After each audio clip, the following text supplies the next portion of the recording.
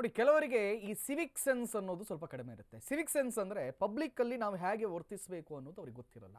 ಇಂಥವರಿಗೆ ಸರಿಯಾದ ಪಾಠ ಕಲಿಸೋಕೆ ಮೆಟ್ರೋ ಹೊರಟಿದೆ. ಏನಂತ ಹೇಳಿದ್ರೆ, ಇವೋ ಅಂತ ಸೌಂಡ್ ಹಾಕೊಂಡು ಮೆಟ್ರೋದಲ್ಲಿ ರೀಲ್ಸ್ ನೋಡ್ತಾ ಬೇಕಾಬಿಟ್ಟಿ ತಿಂತ ಅಕ್ಕಪಕ್ಕದವರಿಗೆ ಡಿಸ್ಟರ್ಬ್ ಮಾಡ್ತಾ ಬರ್ತಾ ಇದ್ರಲ್ಲ, ಇವರಿಗೆಲ್ಲ ಇನ್ನು ಮುಂದೆ ಫೈನ್ ಬೀಳುತ್ತೆ.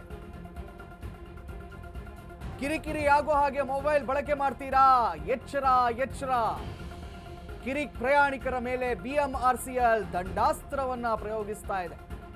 ಮೆಟ್ರೋದಲ್ಲಿ ಮೊಬೈಲ್ ನೋಡೋರ ಸಂಖ್ಯೆ ಹೆಚ್ಚಳ ಆಗ್ತಾ ಇದೆ ದಿನದಿಂದ ದಿನಕ್ಕೆ. ಹೆಚ್ಚಳ ಆದ್ರೆ ಸಮಸ್ಯೆ ಅಲ್ಲ, ಅಕ್ಕಪಕ್ಕದವರಿಗೆ ತೊಂದರೆ ಕೊಟ್ಕೊಂಡು ಲೌಡ್ ಸ್ಪೀಕರ್ನಿಂದ ಕಿರಿಕಿರಿ ಅಂತ ಅನೇಕರು ದೂರು ನೀಡಿದ ಕಾರಣ ವಾರ್ನಿಂಗ್ ಕೊಟ್ಟು ಸುಸ್ತಾದ ಮೆಟ್ರೋ ಭದ್ರತಾ ಸಿಬ್ಬಂದಿ ಇನ್ನು ಮುಂದೆ ಫೈನ್ ಹಾಕುತ್ತೆ. 6,520 ಮಂದಿ ವಿರುದ್ಧ ಲೌಡ್ ಸೌಂಡ್ ಕೇಸ್ ಅನ್ನ ಈಗ ದಾಖಲಿಸಲಾಗ್ತಾ ಇದೆ. ಮೆಟ್ರೋದಲ್ಲಿ ತಿಂಡಿ ತಿಂದವರ ಮೇಲೆ 268 ಕೇಸ್ ದಾಖಲು. ಆ ತಿಂಡಿ ತಿನ್ನೋದನ್ನಷ್ಟು ಗಂಭೀರವಾಗಿ ಪರಿಗಣಿಸುವ ಅವಶ್ಯಕತೆ ಇಲ್ಲ ಅಂತ ತಿಳಿಸ್ಕೊಳ್ತೀನಿ. ತಂಬಾಕು ಸೇವನೆ ಅಡಿ 651 ಇವರಿಗೆ ಹಾಕಬೇಕು, ಸರಿಯಾಗಿ ಹಾಕಬೇಕು. ಹೀಗಾಗಿ ದಂಡಾಸ್ತ್ರ ಪ್ರಯೋಗಕ್ಕೆ BMRCL ಮುಂದಾಗ್ತಾ ಇದೆ.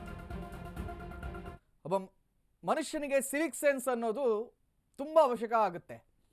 ನಾವು ಲಂಡನ್, ಬ್ರಿಟನ್, ಜರ್ಮನಿಯನ್ನು ನಮ್ಮ ದೇಶದೊಟ್ಟಿಗೆ ಹೋಲಿಕೆ ಮಾಡಿಕೊಂಡು ನಮ್ಮ ದೇಶ ಏನು ಉದ್ಧಾರ ಆಗಿಲ್ಲ ಅಂತ ಹೇಳ್ತೀವಿ, ಆದ್ರೆ ನಾವು ಅವ್ರ ರೀತಿ ಬದುಕ್ತಾ ಇದ್ದೇವಾ? ಇಲ್ಲ, ಇನ್ನು ಮುಂದೆ ದಂಡ ಬೀಳುತ್ತೆ ನಿಮಗೆ. ಈ ಥರದ್ದೆಲ್ಲ ನಮ್ಮ ಮೆಟ್ರೋದಲ್ಲಿ ನಾವು ಜನರು ಸುಮಾರು ಕಡೆಯಿಂದ ನಮಗೆ ಕಂಪ್ಲೇಂಟ್ ಕೂಡ ಕೊಡ್ತಾ ಇರ್ತಾರೆ. ನೀವು ಈ playing of loud music on phone, ಆಮೇಲೆ ಜೋರಾಗಿ ಮಾತಾಡೋದು, ಈ ಥರದ್ದೆಲ್ಲ ಒಂದಷ್ಟು ಕಂಪ್ಲೇಂಟ್ ಬಂದಿತ್ತು. ಸೊ ನಾವು ಸುಮಾರು ಇವಾಗ ನಿಯರಿಂಗ್ ಟು 1 year ನಾವು ಈ ಆಫ್ ದ ಪೀಕಲ್ಲಿ ನಮ್ಮ ಸೆಕ್ಯೂರಿಟಿ ಗಾರ್ಡ್ಸ್ ಒಂದು ಗ್ರೂಪ್ ಮಾಡಿ first shift and second shift ಅಂತ ಮಾಡ್ತಾರೆ. ಅದರಲ್ಲಿ ಅವರು ಬೇಸಿಕ್ ಆಗಿ ಮೇಜರ್ 3-4 ಐಟಮು. ಒಂದು ಪ್ಲೇಯಿಂಗ್ ಆಫ್ ಲೌಡ್ ಮ್ಯೂಸಿಕ್ಕಿಗೆ ವಾರ್ನಿಂಗ್ ಕೊಡ್ತಾರೆ.